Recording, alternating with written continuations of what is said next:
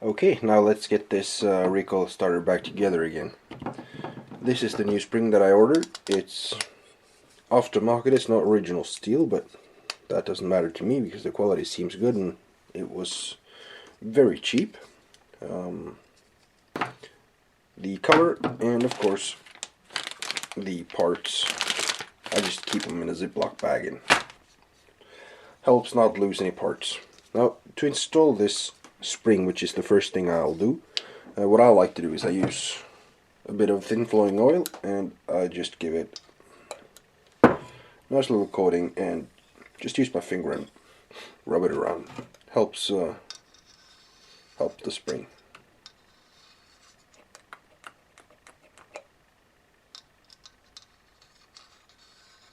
Like so. Oiling up the spring, helping with wear and tear. And if you'll see inside this cover here, you can see a notch right there, and that corresponds to the notch in the spring. Now this can be a bit of a fiddly job, but it's actually quite simple once you get into it, because what I like to do is I just take the form of the spring and I place it into the cover as best I can, or into the slot. Push it down, making sure that's in there, and now I just take the spring, push it in, and seating it back in place. Now you'll notice there's one thing, if there's enough light here, and I'll try to use the zoom.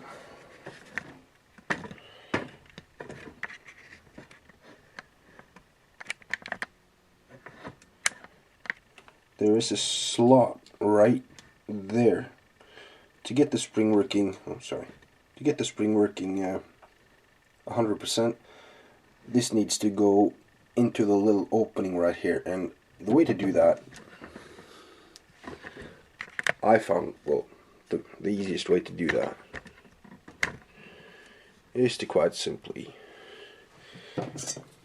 use a flat screwdriver and set it in there and just pull it into place. Once you've done that, you can see that groove is now in the bigger space and the spring is now in place. More lube on this shaft. This is where the dog cover is. Put a bit of oil on that. Always helps to lube things up. Right. What you got to do next now is you take your starter rope. You remember I put the new rope on this part, but remember to always, before putting the handle on, getting it through, and now you can put the handle on. Now this can be a fiddly job, very fiddly job, because this one is, well, you can see that it's a little bit frayed, but that's okay. What I use a thin steel wire. Put it around there, and I use that to thread it in. So put it in, through, and make sure you get that into the hole right there and pull it through. Once you've done that, tie off a knot, just a simple knot, and try not to catch the oil can, like so. Make sure it won't slip, and your new rope is in. Now, this is the downside, well, not downside, that's the bottom side of the recoil. And you see the part of the spring now. I'm going to try to get some light in there. see the part of the spring right down there, right there. The slot there needs to fit around that spring, and that's easy to feel when it puts in place or gets in place, like so. I'll zoom in a bit and adjust the camera.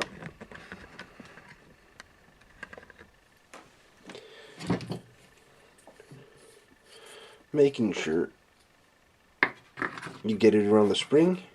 You'll notice that if you haven't got it around the spring, it'll sit higher. So just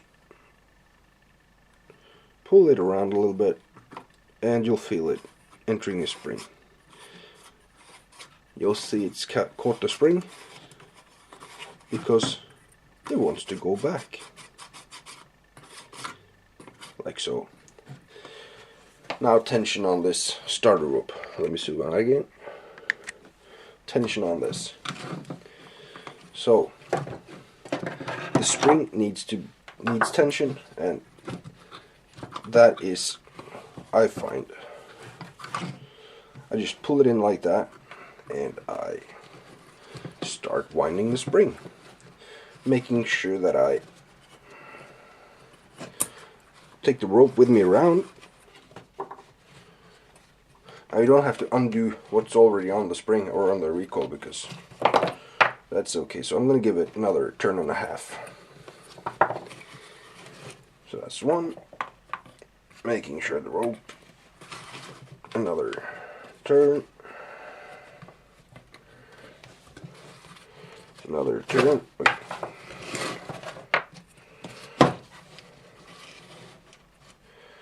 It's a bit of a fiddly job, but it's kind of fun.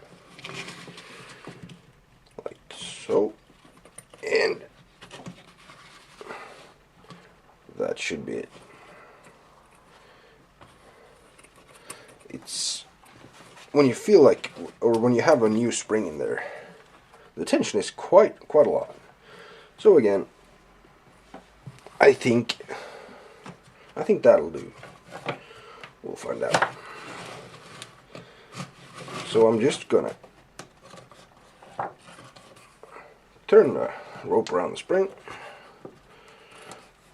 Just do it once.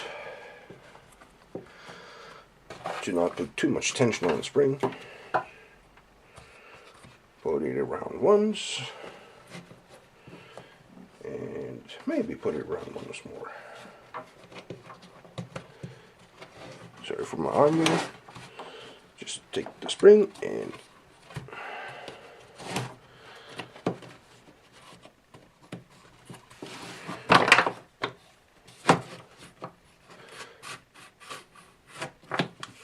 like so.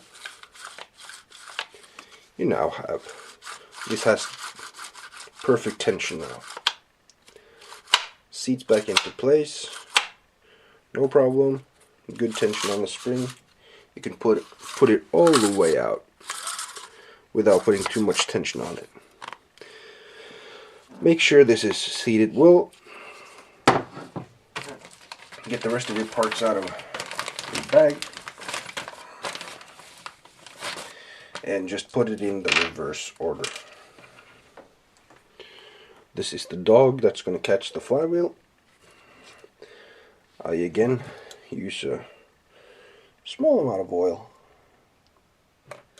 in its seat and on the dog.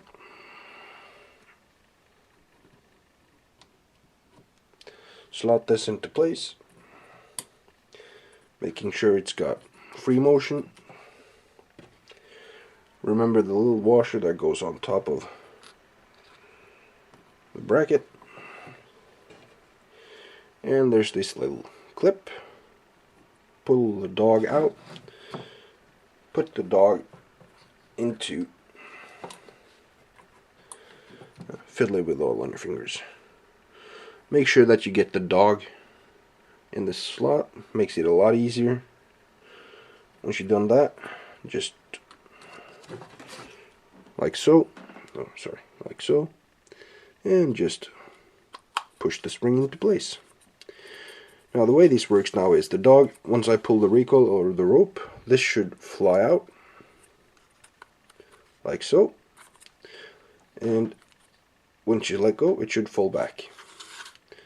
And you can see the dog going out, in, out, in, out, in. That is what catches the flywheel. Right, that's it. That's the recoil starter done. The recoil starter, just lift the chain brake handle, put the recoil starter over, slot it into place, and well, this one was easy. Sometimes you just have to get it to sit right. Now I'm still missing 2 screws. I haven't found a replacement for that, and I didn't want to order it off eBay because it's like I got a million of them in my other workshop, and I like to crisscross them. So I put one in the bottom here, just to snug it first, and on the chain brake handle, put that in place. I'll tighten this.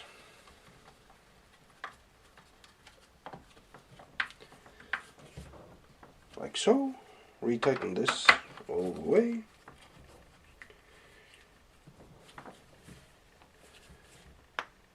Like so. And you're done. Now you can feel compression. Well, you should feel compression once you pull the rope. And after replacing the head gasket on this and just oiling the cylinder, making sure the piston's okay and all that, this has I wish I had a compression tester, because this actually has tons of compression right now. It's hard to pull over, and it starts like that. You'll see it in the other video on my channel. But yeah, so that's how you fix the recoil starter on your Stihl MS260, and this will work on just about any steel saw. Thank you for watching. If you've got a question, put it in the comments. Make sure you subscribe, and you'll see a lot more small engine and DIY videos. Thank you.